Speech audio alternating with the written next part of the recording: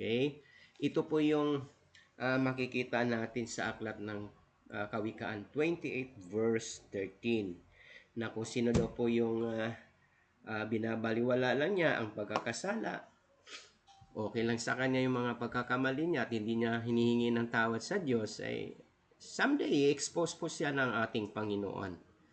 Pero tandaan po natin, ang mga nagsisisi, ang humihingi ng tawad kaagad sa pagkakamali, ay nandun po yung habag at awa ng ating Panginoon at ang pagpapatawad. Okay? Sabi po doon, in the book of Proverbs, makita po natin, notes two significant byproducts of wise living, which is success and good reputation. And several verses also point out what causes failure and poor reputation. Dito makikita po natin sa aklat ng Kawikaan yung byproducts ng isang pamumuhay na maayos at sabi niyo matiwasay na pamumuhay. Wise living, which is success and good reputation. Kaya ito yung ating pag-aaralan po sa gabing ito, paano tayo maging successful in the eyes of God, na makikita po natin dito sa aklat ng Proverbs or Kawikaan. Okay. And there are three ways to fail to commit whatever we do to the Lord. Ang sabi nga po doon, some people commit their work only superficially. Sabi nga doon, they say the project is being done for the Lord, but in reality, they are doing it for themselves. Ito po yung mga taong nagsasabi na, gumagawa naman ako, naglilingkod naman ako sa Panginoon, pero kunwari lang. And sa totoo, hindi po talaga sila sumusunod at naglilingkod sa Diyos. Kaya hindi natin masasabi na they commit their lives unto the Lord. Kasi kailangan, kung gusto po natin magtagumpay, ang sabi nga doon, commit everything to the Lord and all our plans will succeed. Kaya napakahalaga po, kaya makita po natin dito na three different ways to fail to commit whatever we do to the Lord. Kasi nais ng Panginoon na lahat ng ating gagawin, lahat ng ating binabalak, lahat ng ating pinaplano sa buhay, pangarap sa buhay, ay dapat po natin itong ilahad sa Diyos. I-commit po natin ito sa ating Panginoon. Pangalawa, others give God temporary control of their interests only to take control back the moment things stop going the way they expect. Kinukumit na nga sa Lord, pero may kunting problema. Why? Kapag hindi na nangyari yung gusto po nila, makikita po natin, Lord, wala yatang nangyayari. Gusto nila na kukunin uli. Kaya makikita po natin dito, sometimes,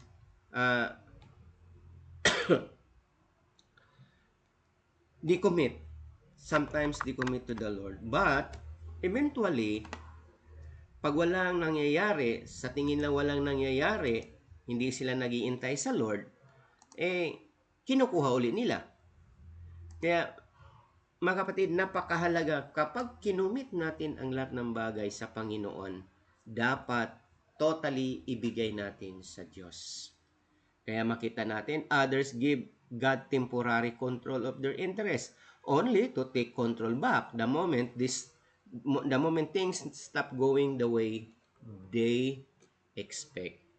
Kaya po, napakahalaga po na ang buhay ng bawat isa ay totally ang ating plano, ang ating mga interest sa buhay ay ipagkaltiwala natin sa Diyos.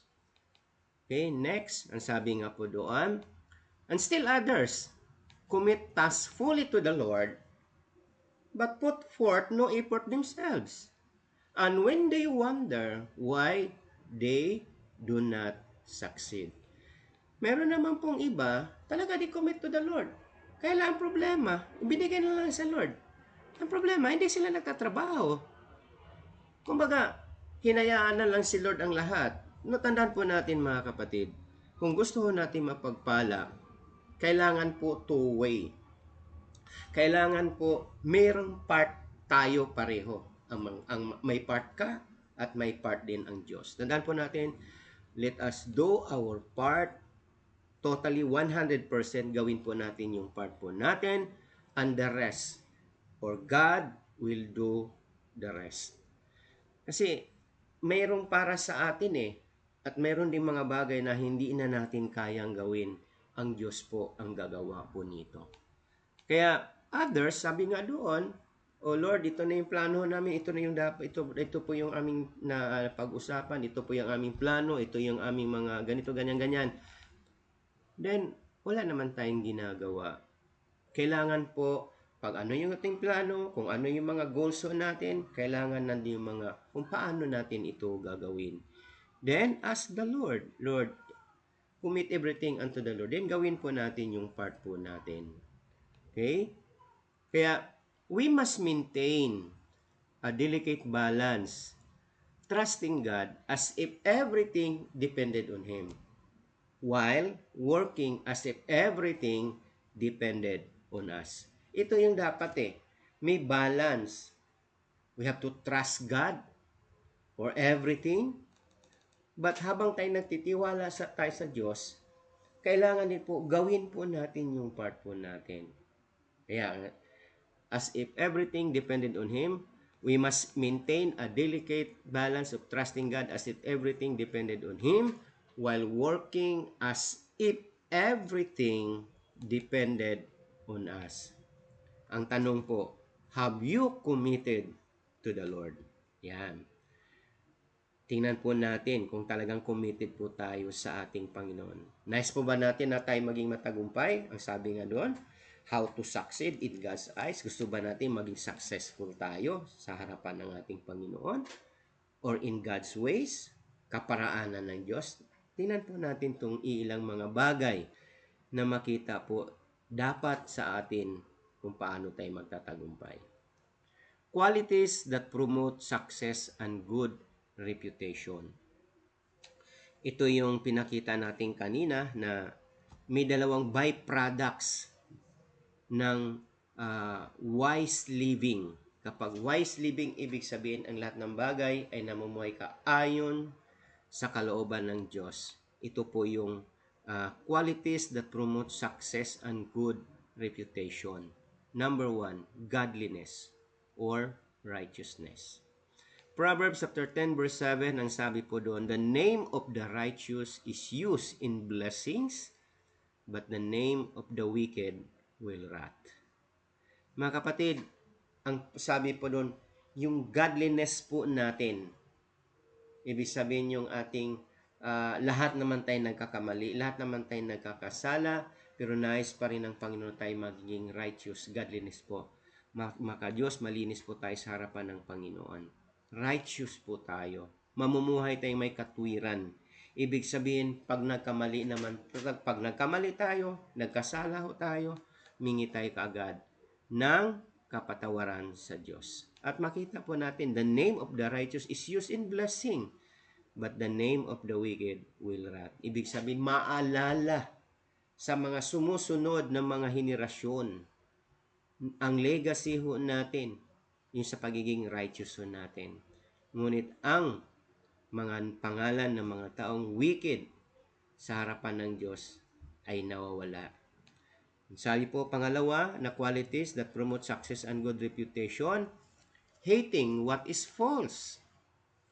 Kinamumuhian ang mga fake, lalong-lalo na sa panahon natin ngayon, ang daming fake news.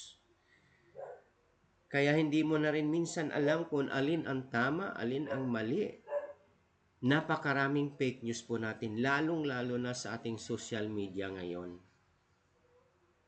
Sabi nga doon, one of the qualities that promote success and good reputation, hating what is false.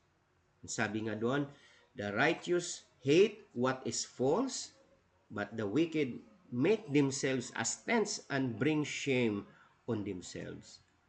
Yung bang okay lang sa kanila pagka nagkamali, okay lang sila kung nagsisinungaling sila, basta okay lang sila.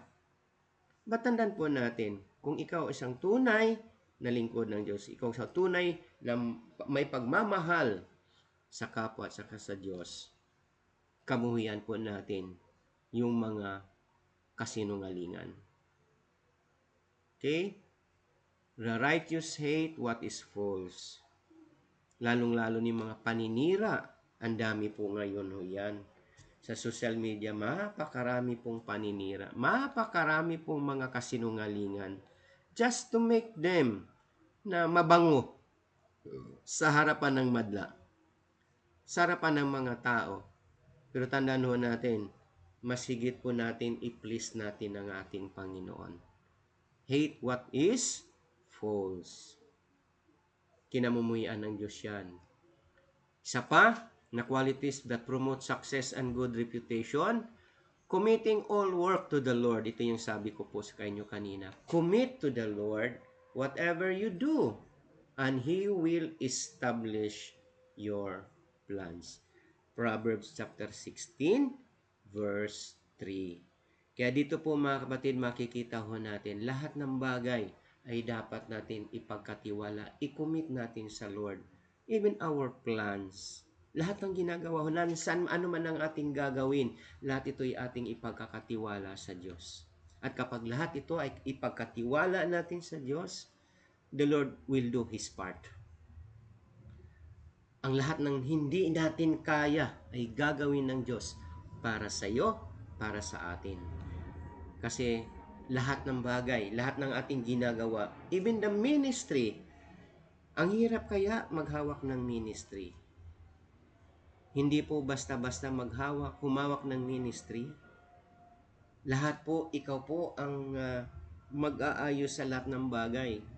You have to commit everything unto the Lord. Kaya po, isang qualities na magpo-promote ng success and good reputation ay yung lahat ng bagay, lahat ng ating gagawin, lahat ng ating mga plano sa buhay ay dapat nating ipagkakatiwala sa Diyos. We have to seek the blessings from the Lord sa lahat ng ating mga pinaplano sa buhay. Isa pang katangian, qualities that promote success and good reputation. Using words with restraint, being even-tempered. Okay? Yung mga pananalita na may control, kahit galit ka na or whatever na bagay na kapag nakakagalit at hindi mo makontrol, dapat pa rin daw magtimpi po tayo. Using words with restraint. Tandaan po natin mga kapatid, mayroon po sinasabi po doon na sa isang segundo na hindi natin na-control yung ating pananalita, hindi natin na-control yung ating dila, at nakasakit po tayo sa kapwa, tandaan po natin to, pagsisisihan po natin to habang buhay. Sa isang segundong pagkakamali lang natin. Kaya mga kapatid, kung nais natin na maging matagumpay at maging maayos ang ating buhay, we should use words with restraint. Dapat kontrolado ang mga pananalita. We have to control our tongue dahil ang salita ng Diyos na namumutawi sa ating bibig ay dapat po ito maging blessings, pagpapala po sa kapwa. Sabi ng Proverbs 17 verse 27, the one who has knowledge uses words with restraint, and whoever has understandings is even-tempered. Kaya dapat po nandun po yung control po natin sa sarili. Nandun yung patience po natin. May ginawa ang kapwa, may ginawa sila sa inyong hindi maganda. Still, we have to restrain. We have to control our words. Kaya makita nga natin dito, whoever has understanding is even-tempered. Talagang nandun po yung pagtitimpi pa rin ho natin na Lord, tulungan mo ako sa sitwasyong ito. Humingi tayo ng tulong sa ating Panginoon na makontrol po ang ating emotions, lalong-lalo na ang ating pagsasalita. Sa pambagay, sa pang-quality na nagpo-promote ng success and good reputation, ang sabi po doon, Loving wisdom and understanding. Sabi po ng Proverbs 19 verse 8, the one who gets wisdom loves life. The one who cherishes understanding will soon prosper. Mga kapatid, makikita po natin to. Saan ba tayo kukuha ng wisdom? Saan po tayo, where we can get wisdom? Mga kapatid, ang sabi po ng Bible, hindi ko nakakalimutan. Ito, madalas ko talaga to nababanggit. Alam niyo po ang salita ng Diyos, dito po natin makukuha ang wisdom na bumula sa Panginoon. Sabi nga ng Joshua 1:8 do not let this book of the law depart from your mouth. Hindi lang daw natin babasahin, meditate on it day and night, so that you will be careful to do everything written in it, then you will be successful. Kung isang susi ng tayo po ay magtatagumpay at magiging successful sa buhay ay yung salita ng Diyos. Dahil ang salita ng Diyos, dito nagmumula ang wisdom na nagmumula sa Diyos. Kaya the one who gets wisdom loves life. And the one who cherishes understanding will soon prosper. Pinahahalagahan natin ang buhay. Kaya po, mga kapatid, isa sa katangian, qualities that promote success and good reputation, we should love wisdom and understanding.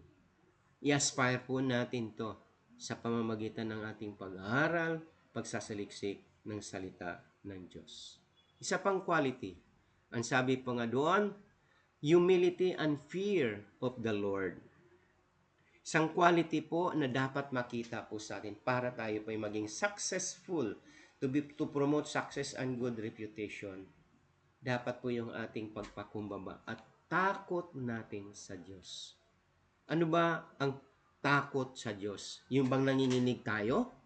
No, ang takot po na sinasabi ito, yung gawin mo ang mga bagay na ipinapagawa ng Diyos. Nakamali man tayo, nandun po yung ating paghihingi ng tawad sa Diyos. Ang fear of the Lord ay yung paggawa natin ng hindi kalooban ng Panginoon. May takot po tayo sa paggawa na hindi kalooban ng ating Panginoon. Humility is the fear of the Lord. Pagpapakumbaba. Dahil kapag hindi tayo marunong magpapakumbaba, nandun pa rin yung pride mo, nandun yung parang pagmamataas mo, kapatid, kinamumuhian tayo ng Diyos. Humility is the fear of the Lord. Tandaan natin, pag tayo nagpapakumbaba, alam niyo po, maraming bagay ang ginagawa. Maraming mabubuting bagay ang nangyayari kapag tayo po ay nagpapakumbaba. It is the fear. Humility is the fear of the Lord. Its wages are riches and honor and life. Kapatid, makikita po natin kung gusto natin maging successful and have good reputation, isa sa mga quality po, humility and the fear of the Lord. Humility, ito po yung katangian, isa sa mga karakteristik po ng ating Panginoong Yesus. Pagsilang pala sa Kanya, di ba? Makita po natin yung kanyang pagpapakumbaba. Hindi po siya isinilang doon sa isang magagarang lugar. Kung hindi isinilang siya ang ating Panginoong Hesus, ang sanggol, isinilang po doon sa sabsaban, which symbolizes humility. At panghuli, nakatangian po, qualities that promote success and good reputation, willingness to confess and willingness to confess and forsake,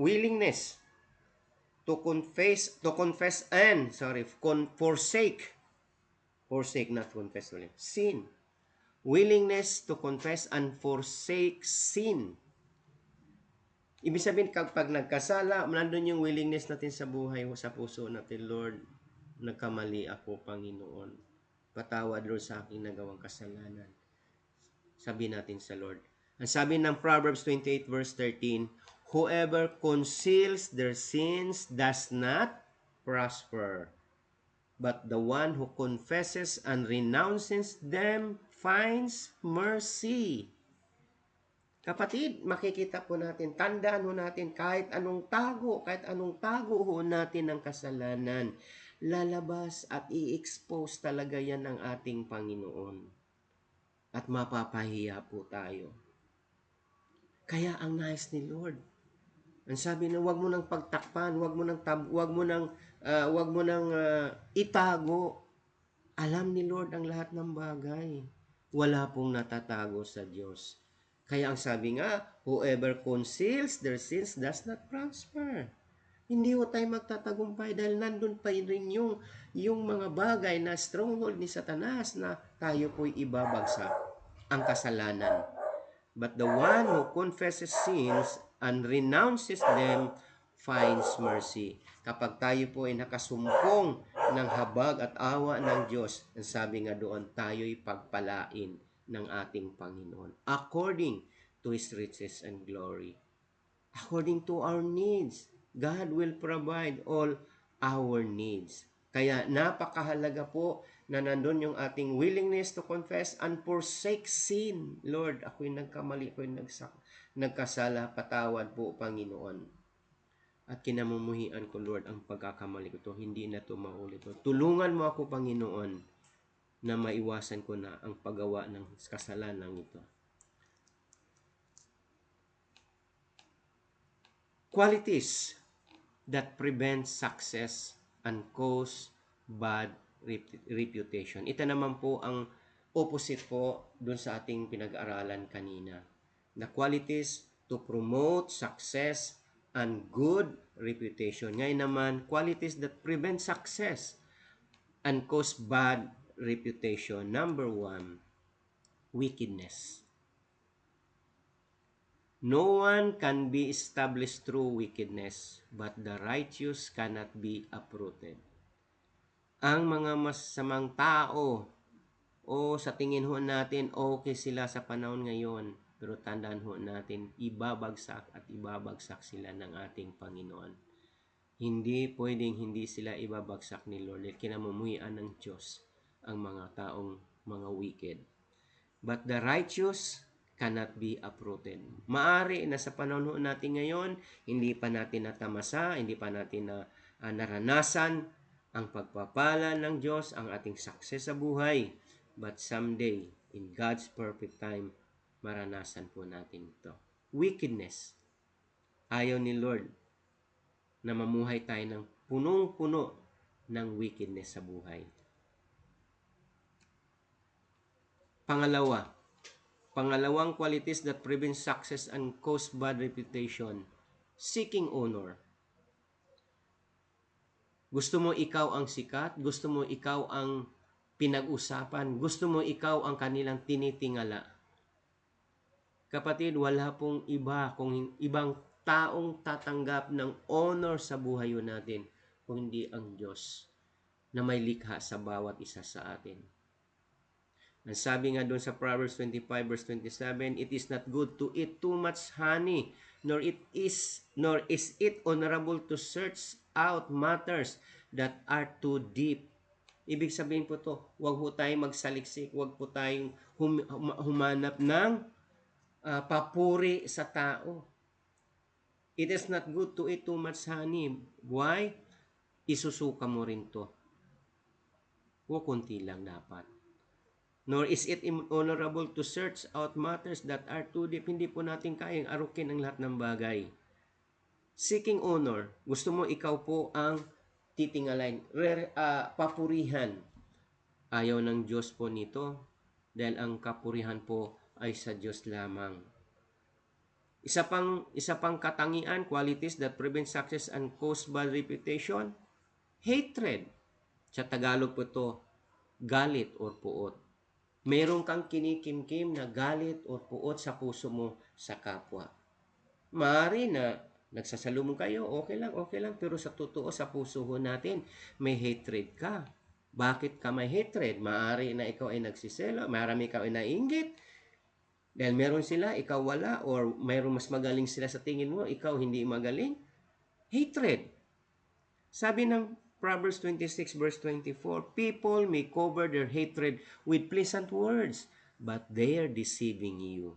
Mga kapatid, may mga tao na kahit galit na yan, kahit sa totoo galit sila pero kunwari, na pinuri kanila. Kunwari, people may cover their hatred with pleasant words, but they are deceiving you. May galit ka sa puso. May inggit ka sa puso. Bakit ka nagagalit? May dahilan. Kaya ayaw ni Lord na magkimkim tayo ng sama ng loob, galit sa puso ho natin. Dahil ito po ay magbubunga ng kasalanan. Hatred. People. Ayaw ng Diyos na mayroon po tayong puot o galit sa kapwa ho natin. Dahil sabi nga ni Lord mahalin natin, di ba? Mahalin natin ang ating mga kaaway. Gawa natin ng mabubuti ang mga nagagalit sa inyo. Pagpalain natin ang mga sumusumpa. At ang sabi nga doon, ipanalangin, ipagdasal, gawan po ng mabuti ang mga nagagalit sa atin. Kapatid, love conquers everything. Kaya po ang hatred po ay dapat po natin palitan ng pagmamahal sa puso po natin. Hindi po to basta-basta mangyari, kailangan po natin ang ating Panginoon upang mawala ang hatred, ang galit, ang puot natin sa puso po natin. Sa pangbagay, sa pang-qualities that prevent success and cause bad reputation, praising oneself. Ay, ang galing ko. Kung hindi dahil sa akin, wow. Kapatid, huwag kang magbuhat ng sarili mong bangko. Ang sabi nga doon, let someone else praise you and not your own mouth. An outsider and not your own lips. Proverbs 27 verse 2. Kung mayroon kang nagawang maganda, pinuri ka ng tao, huwag ikaw po ang magpuri sa sarili mo. Hayaan mo sila na magpuri sa iyo at ibabalik po sa Diyos ang lahat ng papuri na iyong naririnig sa Panginoon. Lord, salamat sa papuri at ang papuring to Lord ay binabalik ko sa inyo dahil hindi dapat ako ang tatanggap ng papuring ito. Magaling ka, may nagawa kang maganda, may nagawa kang tama, o may natulungan ka, may mga bagay na nagawa ho tayo. Tandaan po natin, nangyari ito, naganap ito dahil sa Diyos na nagbibigay kakayanan sa atin na magawa ang mga bagay na ito. At kung pupurihin naman tayo, i-praise natin sarili ho natin, hayaan natin ang iba na magpuri sa iyo. Magbigay ng commendation sa iyo na napakandang ginawa mo sa kapwa. And not yourself. Kinamumuhian ng Diyos ang mga bagay na ito. At ito maging sanhi at dahilan na hindi tayo magtatagumpay. Unless, sabi nga po doon, concealing sin. Kung ang isang quality, sabi natin kanina, doon sa willingness to confess and forsake sin. Dito naman po sa quality nag-prevent sa atin na maging successful ho tayo and cause bad reputation ay yung pagtatakip ng kasalanan. Whoever conceals their sin does not prosper, but the one who confesses and renounces them finds mercy. Ito yung ating teksto po. Proverbs 28 verse 13.